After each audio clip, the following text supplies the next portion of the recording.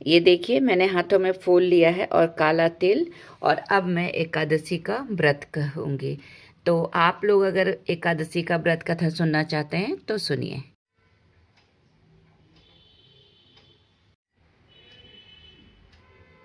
आज माघ महीने का कृष्ण पक्ष की एकादशी है, जिसे सट तिला एकादशी कहते हैं।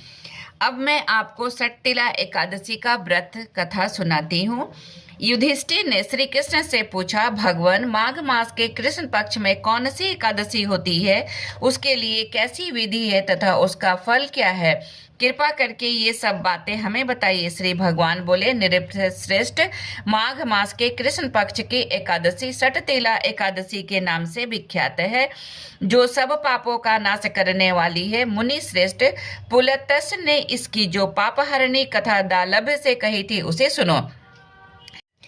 दालभ ने पूछा, ब्राह्मण, मृत्युलोक में आए वे प्राणी प्रायः पाप कर्म करते रहते हैं, उन्हें नरक में जाना ना पड़े, इसके लिए कौन सा उपाय है, बताने की कृपा करें। पुलत्स्य बोले, महाभाग, आप माघ मास आने पर मनुष्य को चाहिए कि वह नहा धोकर पवित्र हो, इंद्रिय संयम रखते हुए काम, क्रोध, अहंकार, लोभ और चुगली आदि बुराइयों को त्याग दे। देवाधिदेव भगवान का स्मरण करके जल से पैर धोकर भूमि पर खड़े हुए गोबर का संग्रह करें, उसमें तिल और कपास मिलाकर 108 पिंडिकाएं बनाएं। फिर माघ में जब आर्द्रा या मूल नक्षत्र आए तब कृष्ण पक्ष की एकादशी करने के लिए नियम करें। भली भांति स्नान करके पवित्र हो शुद्ध भाव से देवाधिदेव श्री विष्णु की पूजा करें। कोई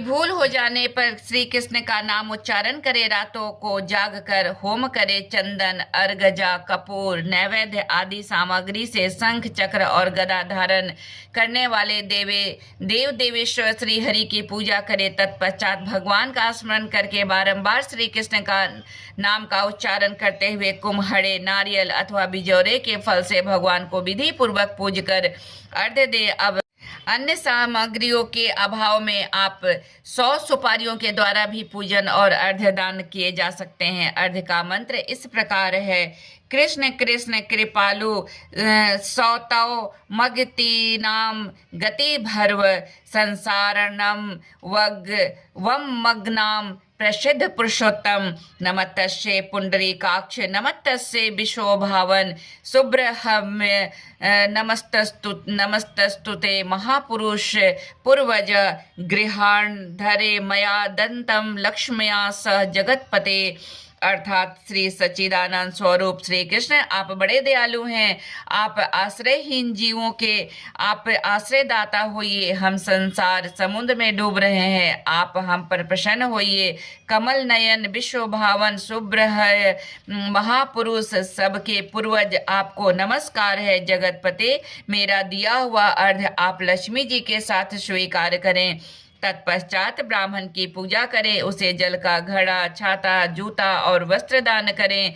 दान करते समय ऐसा कहें, इस दान के द्वारा भगवान श्री कृष्ण मुझ पर प्रसन्न हो। अपनी शक्ति के अनुसार श्रेष्ठ ब्राह्मण को काली गौ का दान करें। द्विज श्रेष्ठ विद्वान पुरुष को चाहिए कि वह तिल से भरा हुआ पात्र भी दान करे। उन तिलों के बोने पर उनसे जितनी शाखाएं उत्पन्न होती हैं, उतने 1000 वर्षों तक वह स्वर्ग लोक में प्रतिष्ठित होता है।